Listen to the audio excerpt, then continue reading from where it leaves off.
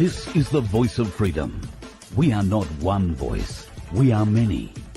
We are your voice. But we can only be effective if you use your voice. Your voice. This is the voice of freedom. We will not hide from the truth. We will ask the hard questions until we are sure we have the truth. Welcome to the voice of freedom, where your voice will never be silenced. And g'day, welcome to the show. Hi folks, yep, I know it's been a couple of days, so I do apologise. Thank you to everybody who's made contact. Yes, we did get back here okay. I have done the odd show or two over last weekend, but this week we've been caught up doing a whole heap of other bits and pieces related to trying to grow Voice of Freedom a little bit more, trying to reach out maybe to more of you. To that end, we are hitting the road again. We are going north this time. I'm not going to tell you about dates just yet, but Di in Harvey Bay will be expecting a call from me. I think there's some folks in Rockhampton who are keen to have us pop up there. I think there's a My Place in Rockhampton that's on the go. If it hasn't already started, then maybe we can get it going the night we turn up. Also, I hear talk about somebody in Mackay has made contact, so I'm not sure. That hasn't come through to me. So you can either contact Sheree, Sheree, at VoFHQ.com, which is probably the best way because she's the one who's organising all these things. So if you're in Mackay, Townsville and Cairns, hello Victoria. There is a lady up there, Victoria, lovely Victoria. Looking for a venue at the moment. So as with anything, if you're looking for one of these shows, don't want to have it cost you anything either. Yeah, we're not looking to fill a stadium here. My audience isn't huge, and we're really happy if we get 100 people turning up. So I like to go to pubs and clubs that have slow meal nights, Mondays, Tuesdays, that sort of thing, Wednesdays even, depending on what sporting event is on. And when they've got a slow meal night, you can say, well, we want to do a show at this time, and we'll invite people in for dinner beforehand. Hopefully plenty of people will have dinner and come in and catch a free show. So if that's a way that your pub might like making a few extra dollars on a Monday or a Tuesday or a Wednesday night where ordinarily their meal trade might be a bit slow, then offer that up. They might then give us the room for nothing, and that makes it a very, very easy night indeed. So just a thought. Conversely, there are town halls, little town halls. I'll stop anywhere. So it doesn't matter. We're not looking to fill stadiums, like I say. If you want us to come, Sheree at VoFHQ.com is the only way to make sure that I turn up, because she's the boss. She points me in the direction of where to go, except the other day when I was in Shepparton, got a phone call and was reminded that I was involved in an event on the Sunshine Coast last Saturday. So I had to make a mad dash. And thankfully got up here. It was a great show. Congratulations to all those winners. Hopefully tonight's connection is going okay. I'll flip over to the comments so I can get a bit of a look and see what happens. Paul, you say you've lost me. I'm not sure if that's audio-wise or anything else. No, it still says I'm working okay. So there you go. All right. Well, it seemed to be working. I guess a few of you might have seen my short video yesterday after Trump's announcement for running for 2024. No, look, I wasn't really that disappointed. I don't think anybody expected anything less of what he did. I sort of acted a little bit disappointed because I wanted to see how many trolls came out and, wanted to wave the ha ha ha, I knew better than you did finger. And there were quite a few new ones that popped up, which is always interesting. So thank you to those folks for revealing themselves. That's always good. No, I don't think it's as dire or as boring as Trump running for 2024. I get great solace from the fact that, and we tend to forget about them, but I get great solace from the fact that Trump signed a number of executive orders in September of 2018 And those executive orders were to do with the military and to do with elections, to do with election interference, to do with fraud.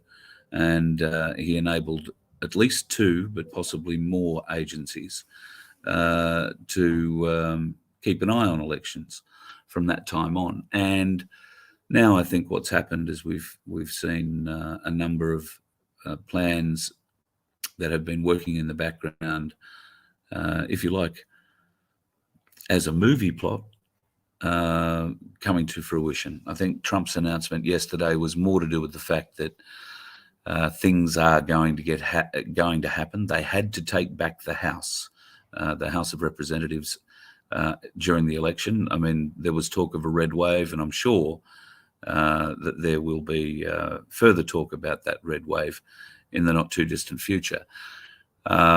What does it mean immediately? Well, immediately it means Nancy Pelosi is gone. And if you listen to Trump's speech yesterday, not only is she gone, she is in another country.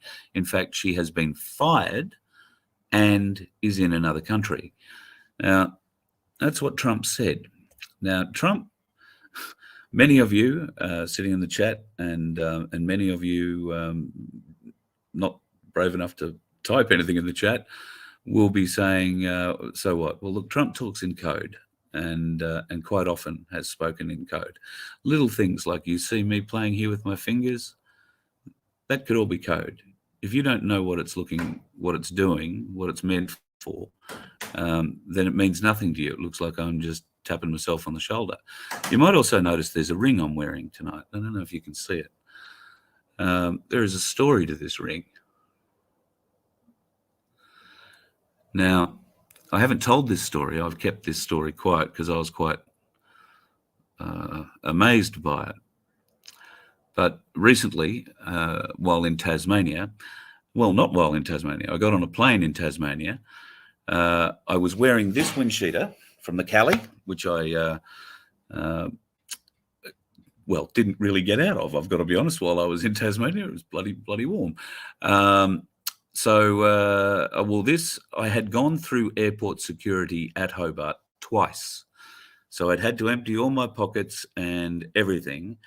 And I did not own or have that ring. All right. I didn't have it. Just wasn't mine. Never seen it before until I get to Melbourne. And I was waiting for my daughter to come around to the pickup area and grab me and my stuff. And I reached into my front pockets because the Cali thing has front pockets, and in it was this ring. Now, you know, take it from it what you will. I will think it's a bit weird, but it is a genuine, can I tell you, a genuine ghost that walks ring.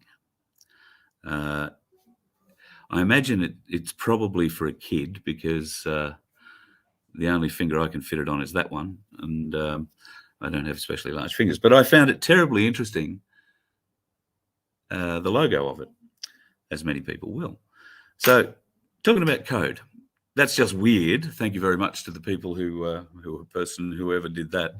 Talk about light fingers, never felt a thing. So the next tip I got from that was don't ever put my wallet in that pocket area because that could go just as easy as that could turn up. So anyway, a bit weird. I don't wear it. I just had it on tonight because I wanted to tell you the story. Anyway, Trump talks in code. So yes, I think Nancy Pelosi, and we've been saying it for a while, a number of people have gone overseas. They're in a different country. That country would be Cuba. And we all know the lovely resort that they're staying at. So I'm very impressed that people are starting to figure that out and actually believe it. Trump also said a few things about Joe Biden. He'd also been fired, or had been given his last shot. Or latest shot, I think the comment was. So, look, there's a few little things in there. I guess out of the election, what do we take? Pelosi is gone. Yip-yah, woohoo.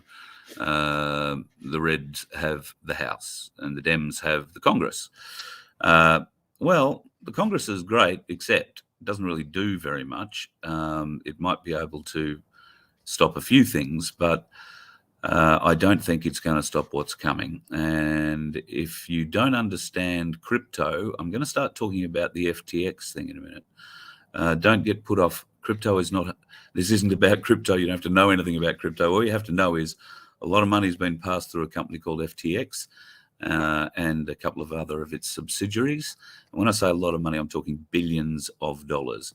The guy that owns that company is a 29-year-old called Sam Bankman-Fried. And he and 9 of his cohorts have been living in the Bahamas in the most expensive house or apartment in the most exclusive area of the Bahamas for some time while they've been running their crypto business, FTX. Now, FTX was doing pretty well, quite clearly. This young bloke was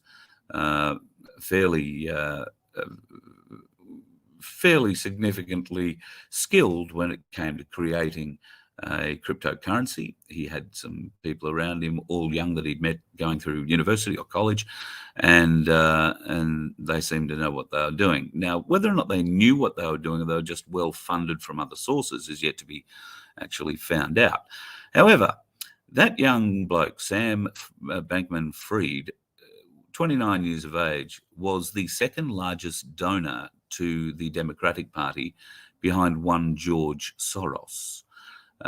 He has been the most significant donor for this last significant election period.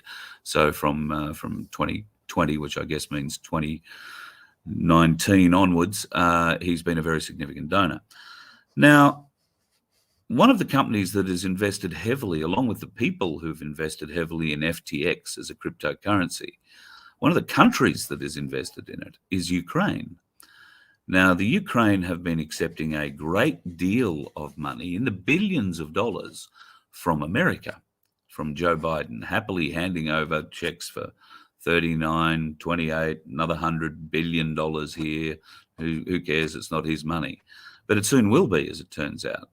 Because the scam is, the White House sends the money to Ukraine, Zelensky takes a cut. Zelensky puts the rest of it into crypto. That cryptocurrency, FTX. FTX then get the crypto and spread it through their subsidiary businesses and give it back by way of donation to the Democratic Party. That's illegal. That's really fucking illegal. I can't begin to tell you how illegal that is, whether it's here in Australia or overseas. That is pull your pants down, get marched out of the building you're in handcuffs, illegal. And it's proven. This is actually what happened. You can't tell me that a cryptocurrency like FTX can be all fine in the days leading up to the election, but just after it all collapses. Where did the money go? And there is a considerable amount of money, I think tens of billions of dollars, that has gone missing, traded in other markets, handed over in other ways. But it seems that young Sam and his cohort of 9 others sharing a place in the Bahamas might have quite a few questions to answer. And if you've seen any interviews with this young bloke, Sam Bankman-Fried, he's not what you'd call terribly exciting by way of speaking, but he must be a hell of a brain. He does look like, and I think I read somewhere that they were using methamphetamine or amphetamines to help deal with their ADHD. Adderall, I think they call it in America. That's the prescription version of speed, or the prescription version of whatever the hell it is that they're taking. Amphetamine at any rate. Pretty weird indeed. So, yeah, all of that money going back to, well, you've got to think Biden, but some of that will filter down into certain Republican ranks. I've got to think one Lindsey Graham might have a few questions to answer in the not too distant future. And Jim Jordan, where's he in all this? He's very quiet. Trey Gowdy. Now there's a name. Trey Gowdy. What do you reckon Trey Gowdy's been doing for the last couple of years? Because he got out of Congress, remember? And he was firing them up in Congress. He was, a very big Trump supporter. And as soon as Trump gets in, what happens? Trey Gowdy gone. People thought he might be heading for the Supreme Court, but no, just disappeared out of the public view. Decided to go back to private practice. Doesn't that seem a bit weird? There's a lot more to come out about Trey Gowdy, I suspect.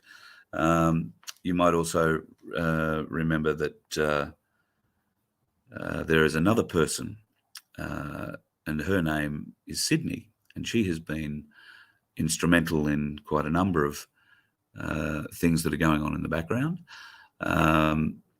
You can read about the cases that she is trying, and she is trying them both in civil and military courts. She's one of only 2 or 3 people in the country who are able to do both, to try in civil and military courts. So yeah, very interesting stuff. Anyway, a lot of talk there with Trump and restarting. He was also talking about his history, if you like, with the world, global politics or geopolitics, global politics. There were no wars while Trump was in power. He pointed that out, and he's quite right. If there did look like there was going to be something of a skirmish, he went and sorted it out fairly smartly. And that, if memory serves, took him one trip around the world, a visit to the UK, a visit to the EU, I think a visit to Israel, and a visit to the Arab states, Saudi Arabia in particular, and one to Russia. And that pretty much sorted out all the wars in the world. And I think we'll learn more about that trip. If you haven't already watched that video, I commend it to you very much so. So I would say Trump now that he has been nominated, or he's nominated himself to run for 2024, a couple of things happen. The media can't ignore him anymore, all right? So he's now running for president. So what he says needs to be covered. That doesn't mean they're going to cover it in any friendly kind of fashion. But while he's running for president, that doesn't mean he can't do other jobs. Now, the Republicans are going to take the House. They can nominate whoever they like as Speaker of the House. That's Nancy Pelosi's job that she no longer occupies, remember? Now, they can nominate Donald Trump to take that chair, and he can still be running for president while being Speaker of the House. Now, while Speaker of the House, if Trump were to preside over the House at a time where, let's say, this FTX scandal becomes too big for the media to ignore, and the president, the executive are arrested, and in fact, a number of the Democratic Party are arrested. A number of the Republican Party, I suspect, will be arrested. What will happen? The line of succession is pretty clear. Kamala Harris, well, she'll be arrested, so she won't be president. That's the current vice president. Who's next in line? The Speaker of the House. And Donald Trump just could be the Speaker of the House. So, bang, he's straight into the presidency. And let's say that's January, okay? Because that's when the House really changes over and takes effect. That all takes place in January. So the next 3 months or so, or next 2 months, is going to be pretty interesting, I think. Now, there's been a lot of people saying that the world hasn't, pardon me, hasn't suffered enough yet, and I think Trump is one of them who said just that. Hasn't suffered enough yet. I think that's a very fair statement. We, in advanced Western countries at least, think we've suffered, but we think we've suffered if there's a bank outage for half a day. We think we've suffered if Facebook doesn't work for the first 6 hours of the day. We are mortified beyond all existence if our email provider goes down for an hour or so. And God help the telco if your phone goes dead or can't reach anywhere. Because, well, if you can't get connected to the world, what are we going to do? Well, we might have to talk to each other. Go to my place. That would be my suggestion.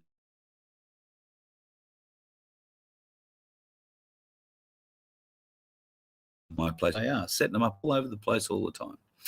Anyway, so don't be too disappointed about Trump and having to wait till 2024. I do see that there's a path for him to be president, if not before January next year, then certainly in January next year, if he so chooses to take that path.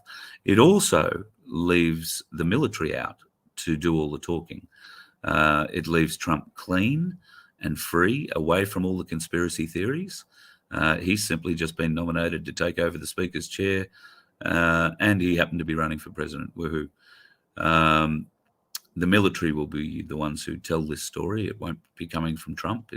He'll be a bit player on the side. But once he is made president, the third world war that we are expecting, and you can see them ramping up for it at the moment. A couple of days ago, I woke up to, I don't know, one of the breakfast news shows talking about Russian missiles fired into Poland. Thankfully, the Polish tend to be pretty honest sort of people. And they said, oh, no, not Russians. It was the Ukrainians that accidentally fired them into us. They were trying to shoot down Russian missiles, but they missed them and got us instead. So thankfully, the Poles are being a bit honest, because Poland is a NATO country, and Russia firing on a NATO country would invoke Article, I want to say it's Article 5, I might be wrong. That means you punch one in the face, we're all going to come and punch you back again. And that would get NATO involved in a war with Russia. And that is the last thing that anybody needs. It's, you don't want to be playing that game if you can possibly help it. I've got a few little things here I'll bring up to show you. So a couple of things I've been made aware of. There is some absolute crap going down in Western Australia with new bills they're putting together, and restraint and restriction bills, which are supposedly all to do with the next wave of the dreaded lurgy coming our way. I've got to say, Western Australia have taken a leaf out of Dan Andrews' book and grown a tree out of it. The liberties that they are planning to remove from people in Western Australia, it's horrifying. And there is plenty of video around, and I should have probably posted a link in the description, but I may grab it and put it in the comments later. There is a video around where the West Australian Parliament is sitting, and the Leader of the Opposition is asking questions of the relevant minister, and the relevant minister is quite happily telling everybody what rights they're going to have taken from them. And I've got to tell you, there is nothing the West Australian Police will not be able to do to you if this bill passes. Did you elect these people to do this to you? Seriously, folks, bit of a worry. In South Australia, there is an awful lot of interesting things going on there too, but one of the most interesting that I have discovered, was actually sent to me, is one about the South African police, and particularly prohibited firearms. So I'm going to share this page with you. Have a bit of a look at this. Now, this is the South Australian Police website. We're on the weapons and firearms page. We're going to go here to weapons exemptions. Now, you can look down here. Exemptions may be allowed for astronomical use by the Astronomical Society, collectors to add to existing collectors, da-da-da-da-da-da-da-da. But this one right here, Freemasons. Bit big. Seriously? Seriously? I mean, seriously, what the? Freemasons are in South Australia, and we haven't looked yet, but we'll give it a look in Victoria and Queensland and other places, are allowed to have prohibited weapons, prohibited firearms. Now, I don't know how you get past that. There is actually, in the definitions of prohibited weapons, there is a Freemason weapon listed simply for Freemasons, used in ceremonial used for ceremonial things. Now, it's got a weird name, but what's the bet? It's a big knife or a big sword that's used for cutting throats or necks or hearts out or something bloody awful. But at any rate, Freemasons are able to apply for and get an exemption to possess a prohibited weapon. What is a prohibited weapon? Grenade, rocket launcher. I would suggest a semi-automatic weapon is a prohibited weapon. Certainly is to you and me, but probably not to them. Fully automatic weapons, they're prohibited, but I know the police have fully automatic weapons, and what's to say the Freemasons wouldn't get that exemption? Because let's face it, there's an awful lot of police that are Freemasons, so they know how to use them. I found that to be just a bit appalling. I don't know about you, but if you live in South Australia, that might be a question I'd be asking my politicians to raise in Parliament. What the is going on with that? Because I've got to be honest, Freemasons getting an exemption to get any prohibited weapon they like. I mean, I am absolutely staggered by it. I don't know what to say. So there's a little bit there, but you're allowed to have prohibited weapons for religious purposes. Really? Scottish associations are allowed to have prohibited weapons. What? Okay, maybe a sword. Okay, maybe a bow and arrow. I don't know. Security agents protecting or guarding property. Right. Okay. Service organisations such as the RSL. Well, I'm pretty sure they're not allowed to have serviceable weapons in the RSL. They might be allowed to have them on display, but they'd be, secured and behind glass. Family heirlooms, of course, but that would be safed. It wouldn't be a working weapon. The Freemasons. What are the Freemasons? My God. I mean, fuck me. Anyway. Bit of fun. There's a few other things happening around the place.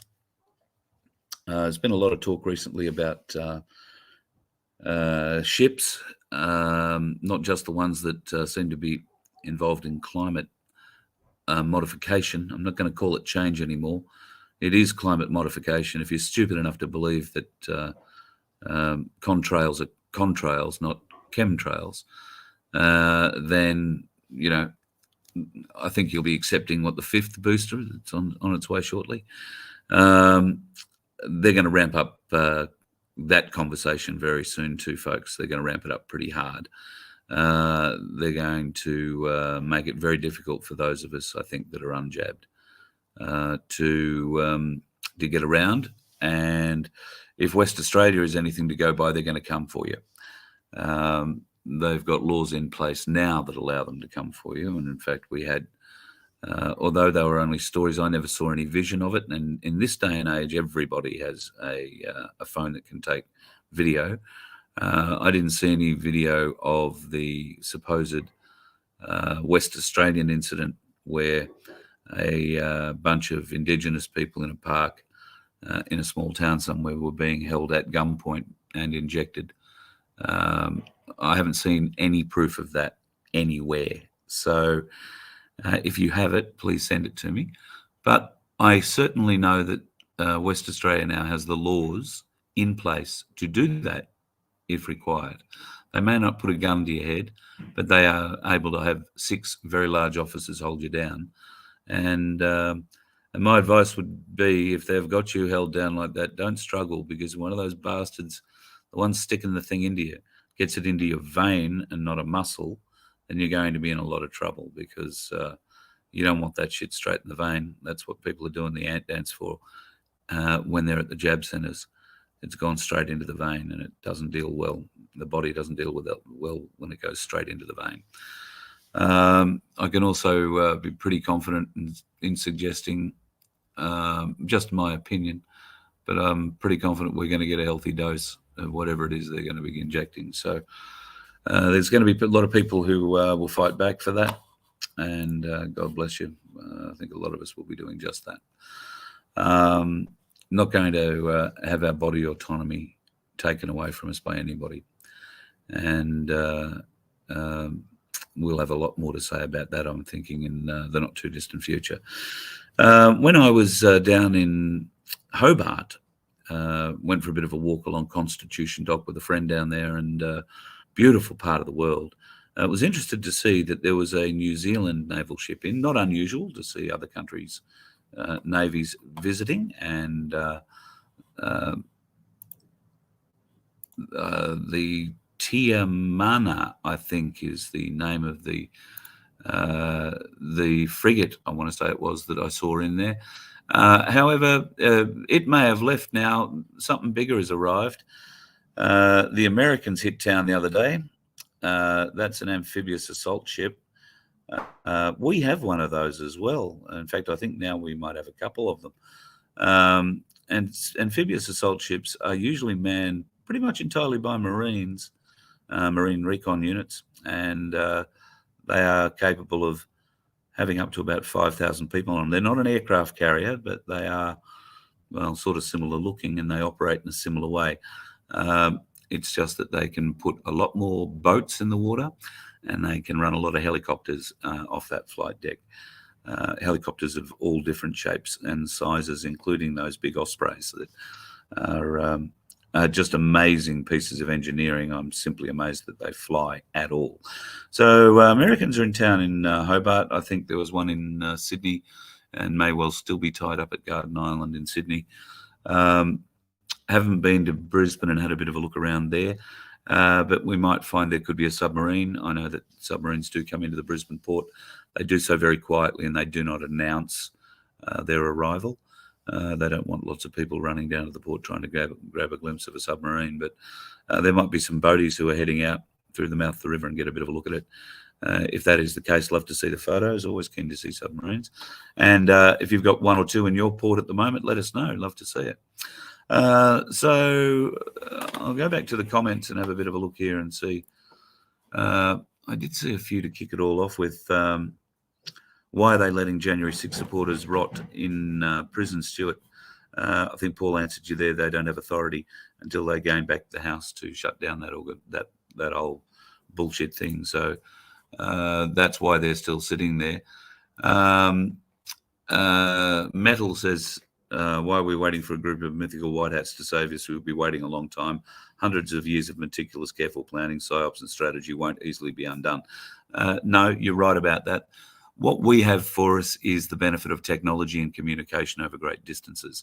So while they did have hundreds, thousands of years in putting this whole plan together, they didn't have the benefit or the luxury of the communications, the instant global communications that we have today. So really the only thing that stopped them rolling this out faster was the level of communication and control that they can have over it. So I take your point, but yeah, our level of communication, global level of communication now is well, instant or damn near it. So it doesn't really come into play. And J11, as always, an insightful and wonderful comment. Rise up or shut up. So let me have a bit of a scan back through. What's happening in the tent embassy in Canberra? I don't know. I honestly don't know. I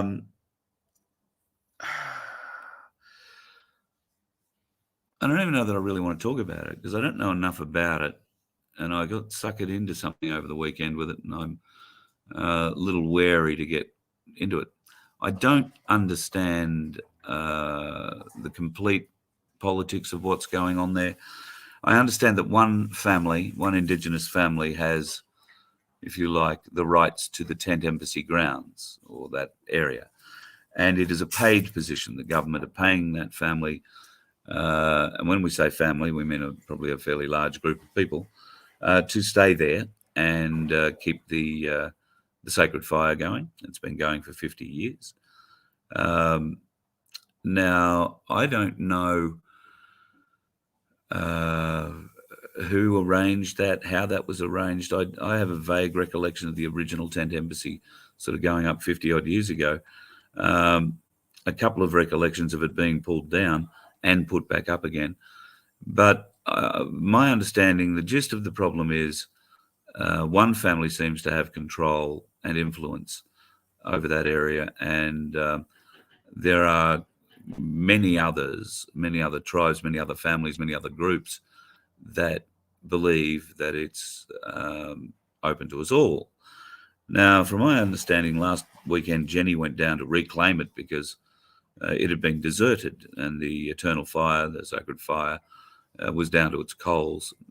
Part of the deal is that they have someone tending that 24 hours a day, 7 days a week, and the fire never goes out. Well, she was alerted to the fact that it was going out, and made the trip down from where she lives to see if that was the case. And obviously, if it had been deserted, then she was going to take back the tent embassy.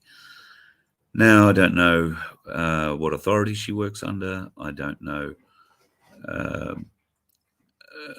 what possessed her to do it on Remembrance Day, or that was the plan at least. I don't know why she called me and wanted to do something live and then didn't want to do something live on Friday night.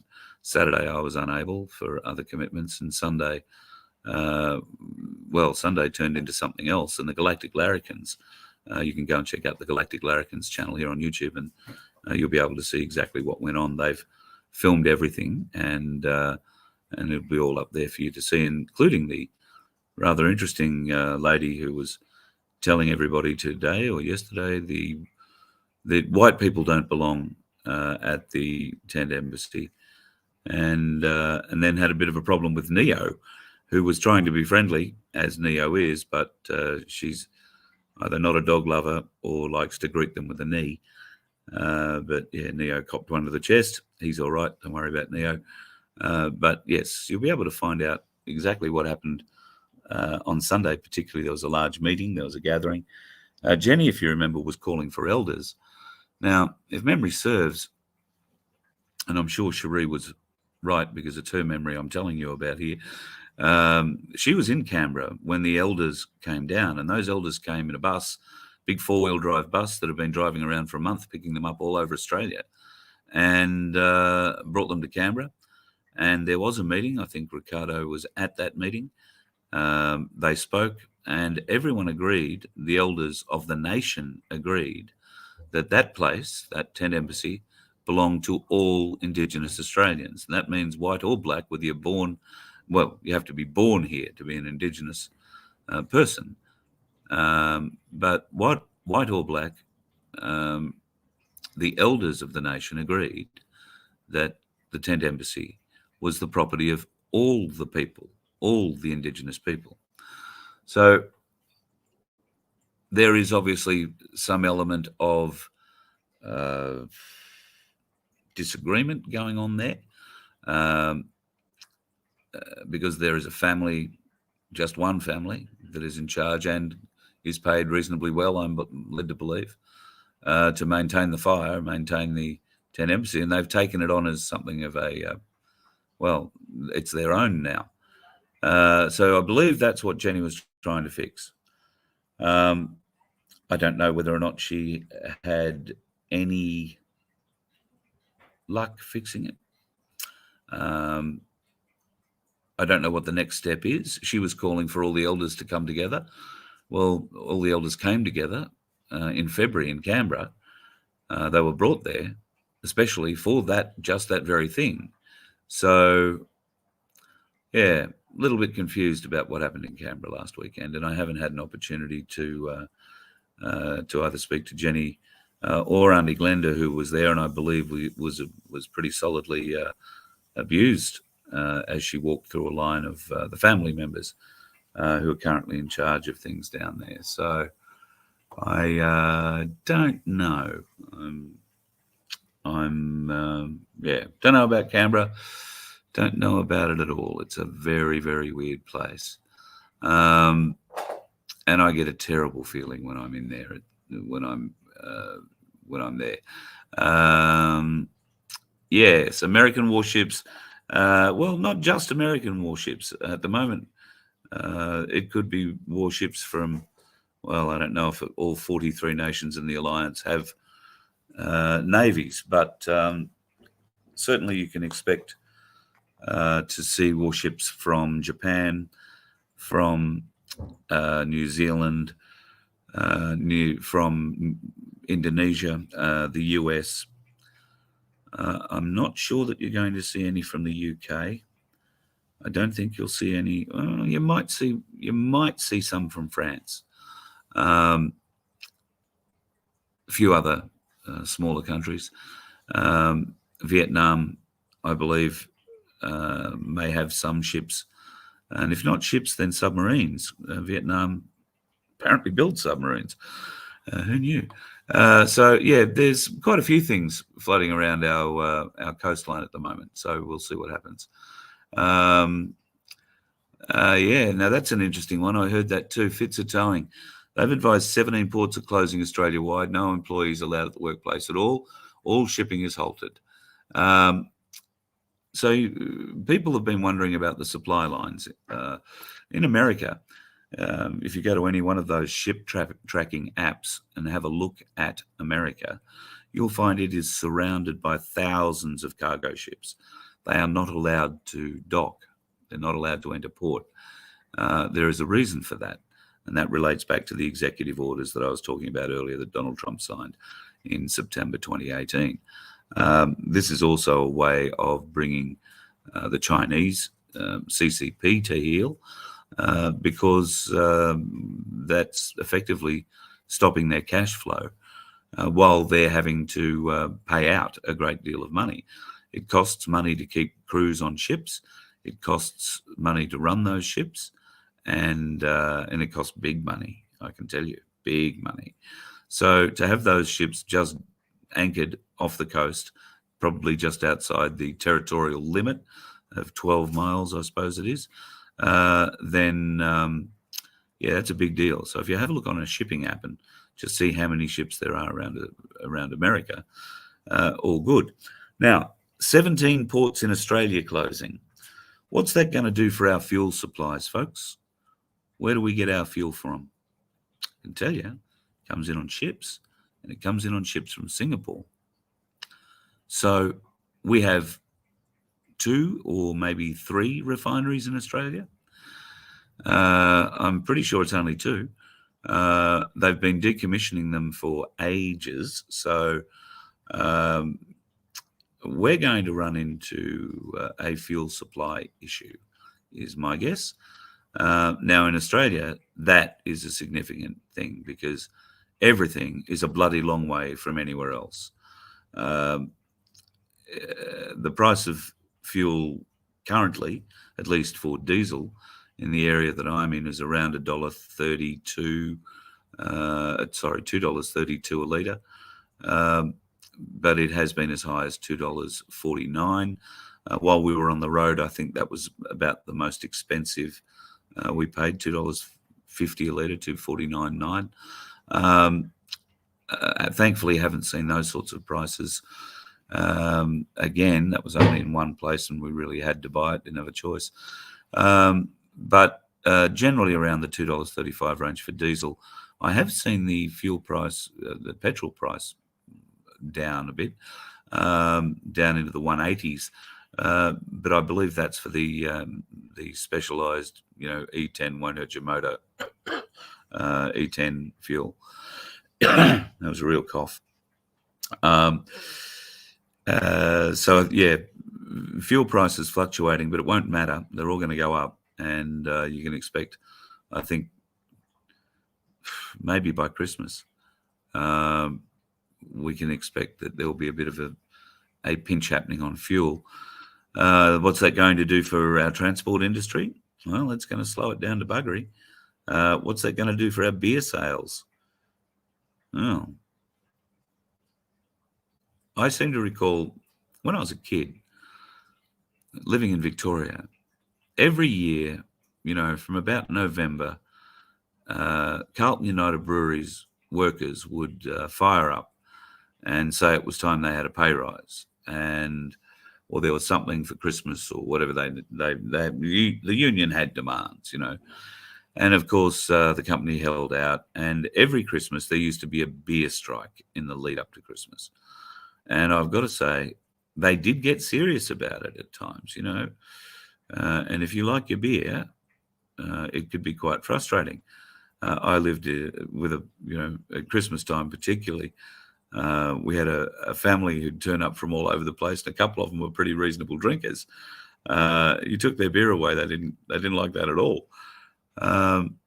That's the same Australia-wide. So, what happens when, because of the transport issues, the beer stops? Is that when people are going to stand up? Is that what it's going to take?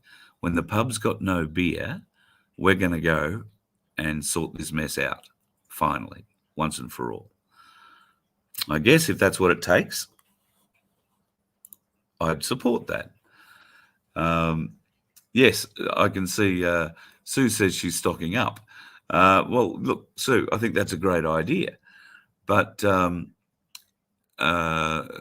it's not going to help us in the long run. We still need to rise up somewhere, don't we? We still need to try and stop these mongrels like Dan Andrews in Victoria and McGowan in Western Australia, who, I'm being told interesting stories, are being run by a Rockefeller who lives in Canberra, or at least has a very large, very nice property overlooking Canberra. So that might explain why Dan Andrews is running. He doesn't care. He doesn't care what you think, what you know, what you can prove, because he is running with impunity. Nobody is seemingly going to touch Dan Andrews. It's horrifying. And I feel for the people of Victoria who are, going into this election now. Oh, I wonder, did I bring that other photo in? I can show you. Speaking about the Dan Andrews bloody election, maybe I didn't. Give me a second here. I'll just see if I can find a picture that it's not on this computer. Bugger. I was emailed a job ad, absolutely amazing job ad, in Melbourne to work at Flemington Racecourse. If you were any good on the phones, what they wanted was someone to wait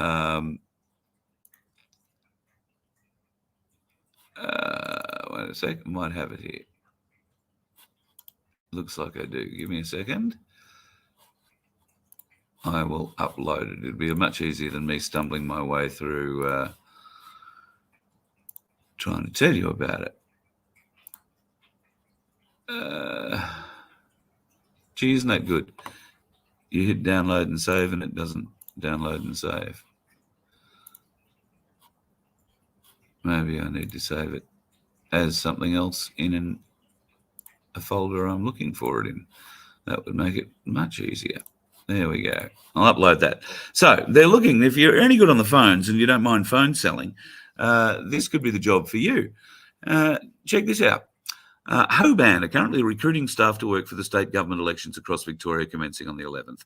Located at Flemington Showgrounds, the work will take place from mid-November to end of November and will require candidates to take phone votes from members of the general public who are unable to complete the ballot paper without assistance or are unable to complete voting in person. Phone voting. I ask you folks, how hard would it be to rort the phone voting system? And at $31.89 an hour, you could be paid well for helping. I didn't know that phone voting was legal. How do you... All right. Just as an example, if you were unfortunate enough to have a family member pass away recently through a unfortunate incidence of unexpected death syndrome, they're probably still on the on the electoral roll. So you ring up because you can't be bothered going to the polling station and you're picking up the pencil that they'll give you, not a pen, to fill out the ballot. So you pick up the phone and you say, I'm going to vote this way, and they tick you off. And then you say, well, old mate would have voted that way too if he'd still been here, so I'll let him have his final say. And you ring him back and you tell him that you're the dead, passed away family member, and he's had a vote too. Do you think that could happen, folks?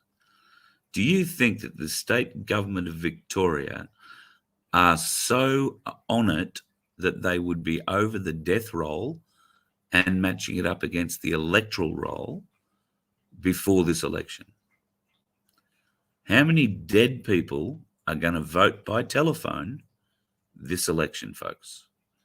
That is the question for me. And it should be for you in Victoria. Since when have we been allowed to vote by phone? I mean, they send voting forms into palliative care units, for God's sake. Since when are we allowed to vote by phone?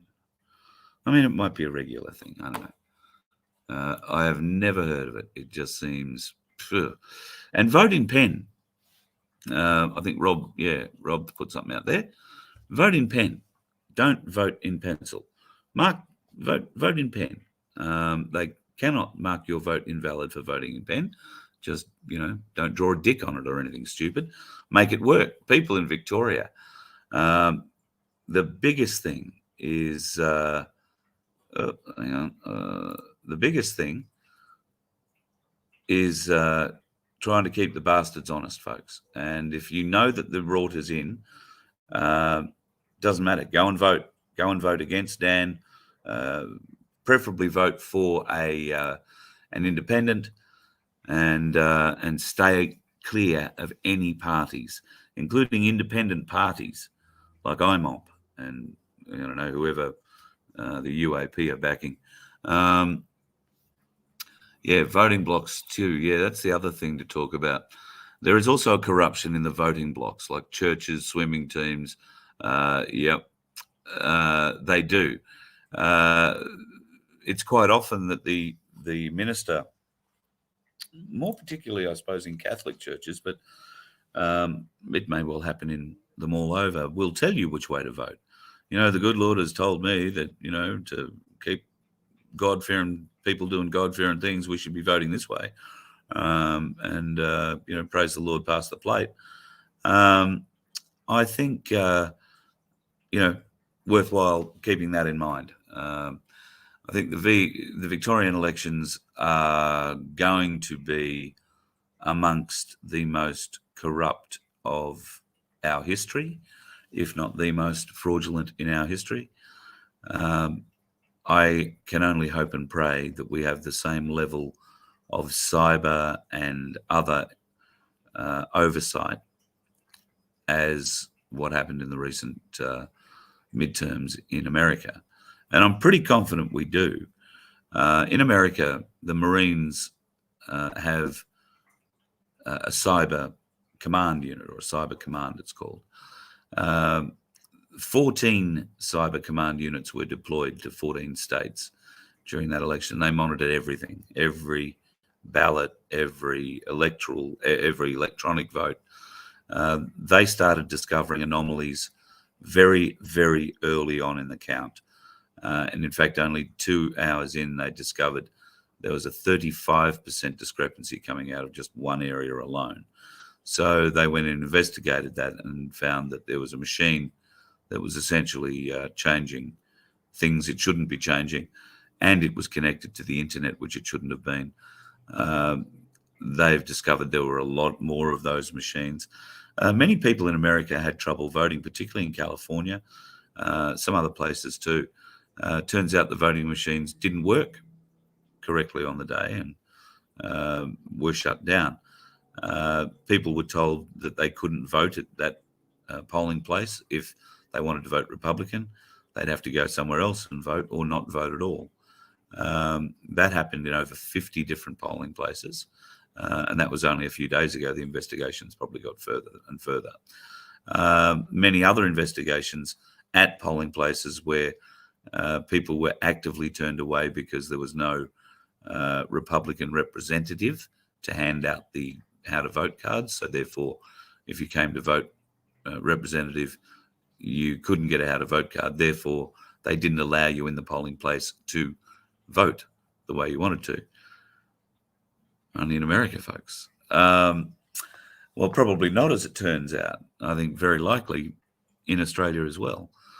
So, people of Victoria, vote independent, vote independent, vote independent. Vote anybody but the major parties. There are two birds, one wing. Well, maybe that's the other way around. One bird, two wings. Well, now that we've been disarmed, we can't go shooting birds anymore, can we? But we have some very good friends in our military who do have some excellent hunting licenses and credentials to do so.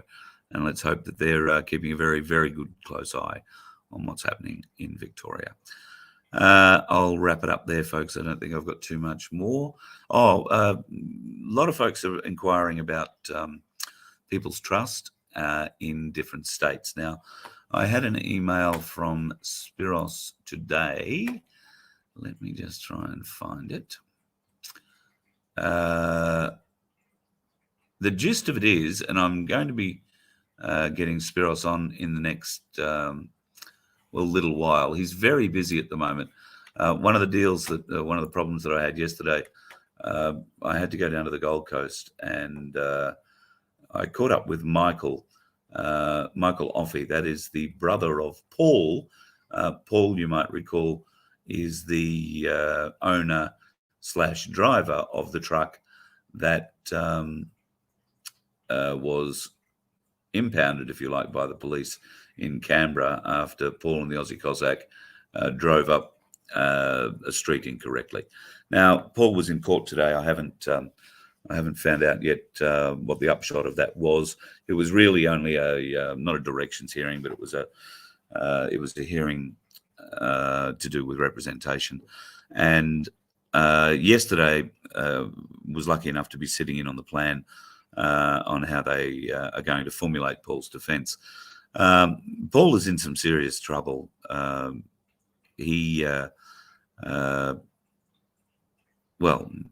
we know, if you've seen the interview that we did with him down in Frankston, Paul has had 3 traumatic brain injuries in his life. And for that reason, he processes things a little differently, a little slower.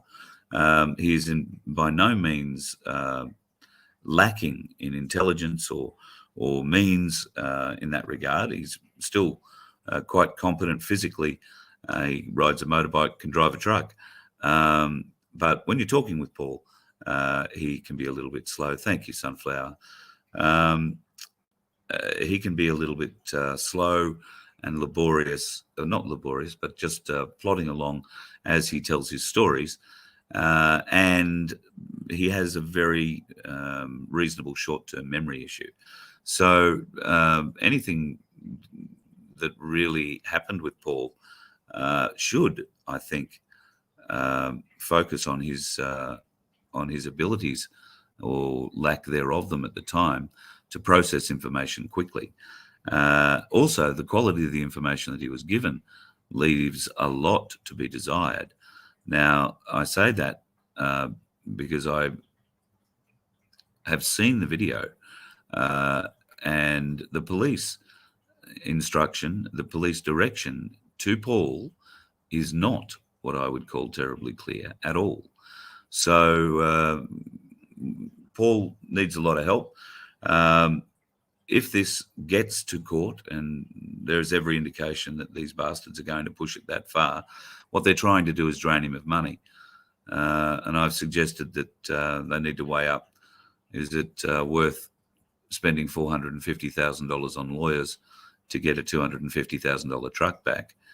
I'm sure we could build another truck, and it would be built by the people and would mean a lot more, I'm sure.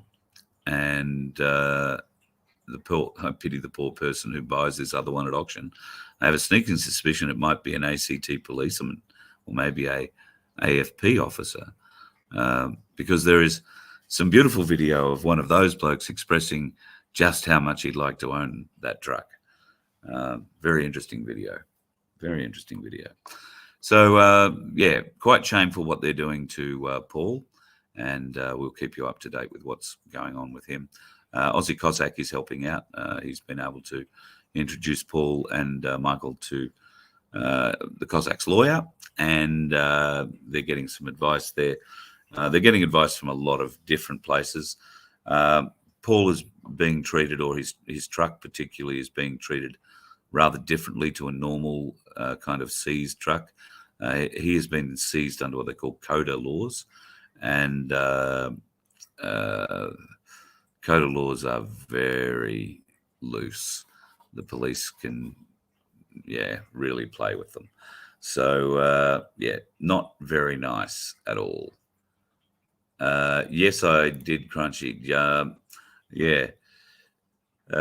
Z said something to Castro's son there in Canada, and yes, young Castro didn't look terribly happy about that at all. I can't begin to think what that could be, but I'm sure we will find out hopefully in the not too distant future. All right, it's been a little while. I will get off now. I was going to post it up earlier tonight, and decided I'll leave it until tomorrow now. I will put a post up tomorrow. Today, I had a great time at Ainsley Bullion in Brisbane. Went in, met Paul, who's the director of the business, a very knowledgeable man on all the precious metals. And we sat down, we had a talk. We'll show you a lot of it. Must have had probably $1 million $1 million worth of gold and silver sitting there in front of us, maybe. I might be exaggerating. A few $100,000 worth at any rate. And he takes you through quite a number of the different things to be looking for, and how to think and feel when it comes to buying gold, silver, or platinum, as the case may be. So I'll put that on tomorrow. I'll put that up for an 11 a.m. Queensland, 12 o'clock everywhere else upload. And then tomorrow night, a Friday free-for-all that will be a Friday free-for-all. God help me, I'm going to have the Galactic Larrikins back on. I'm looking forward. I know they've been in chat. Thanks, boys, for all that you do. So the Galactic Larrikins in tomorrow night for a Friday free-for-all. We're going to have a bit of a chat. I know they are very interested to have a bit of a chat about Trump things too. And, I'm sure we'll be able to go through quite a few more things tomorrow. I believe the weekend is going to hold some interest in America and quite possibly in Australia from a military perspective. And keep your eyes wide open for that. We're also, as I mentioned at the head of the show, wanting to head up north. So if you are anywhere between Brisbane and Cairns and want a show, doesn't matter whether you're inland, in the outback, or along the coastal fringe, we would love to come and visit you, come to help you with maybe building a My Place at your place. And if you want to talk People's Council, we can talk that. Now, People's Trust, I was getting to. I was looking for Spiros's email. I can't find it at the moment. What he told me in the email, and let me paraphrase, peoplestrustqld.com.au, peoplestrustvictoria.com.au, and peoplestrustnewsouthwales.com.au are the three trusts that are running at the moment. He is still looking for volunteers in Western Australia, the Northern Territory, and Tasmania. Now, I thought that we'd sorted out Western Australia, but clearly something happened there and it's fallen through for whatever reason. Or they just haven't got their websites up and running yet. Websites are the key. So South Australia, their website is being put together. And I was only talking to good friend Bruno in South Australia yesterday, He was asking about the trust, and well, I would say the People's Trust SA will be where you would be able to go and have a look for that when it goes live. So the People's Trust sa.com.au will be the one for South Australia. It is in the process of being built, I'm led to believe. So Queensland, Victoria, New South Wales are definitely up and running. South Australia potentially very soon. Looking for more people in Western Australia and the Northern Territory and Tasmania. Now, I do know a couple of people in Tasmania, have met them recently. So I know that there is a lot of interest in getting the trust happening in Tasmania, and having a look at the prevalence of the speed cameras they've brought back into your state and the size of them. My God. No doubt a few of you have run foul of them more than once. So we'll see if there's some folks in Tasmania who want to step up. If you want details on how to start the People's Trust, you can go to vofhq.com.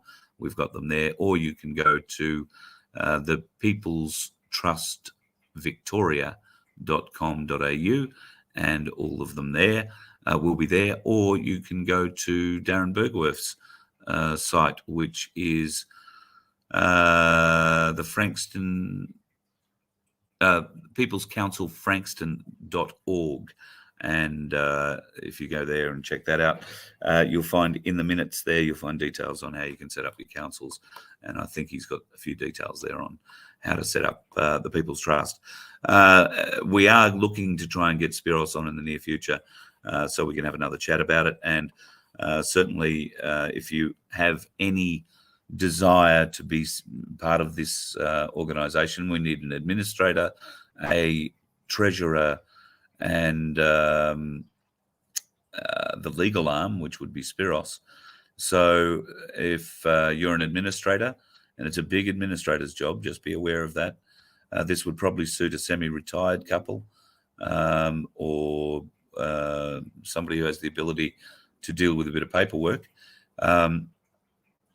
Also, a treasurer.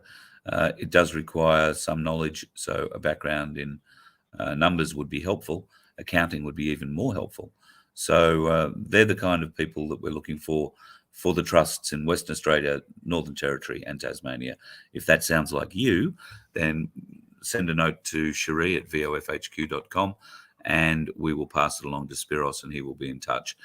We did pass along a few names prior, so I'm not exactly sure what's gone on there. So with a bit of luck, next week we'll get him on and he'll be able to bring us up to speed with that. Thank you very much, everybody, once again for your support. We go on the road only through your donations. I don't work anywhere else other than the odd gig that I happen to forget, like I did Saturday ago with the Sunshine Coast Business Excellence Awards. Unfortunately, my diary wasn't up to date. It now has been updated. Yeah, we're going to get back on the road again. Of course, if you want to help us do that, there is a donate button at vofhq.com, and we gratefully accept any help we can get along the way. It's not cheap putting fuel in the car, and we do have some very nice sleeping bags and the odd tent or two that we can sleep in. So we're not trying to tax too many people when it comes to staying in Taj Mahals. We're not doing that. But we do need to get on the road and try and help folks start up the My Places.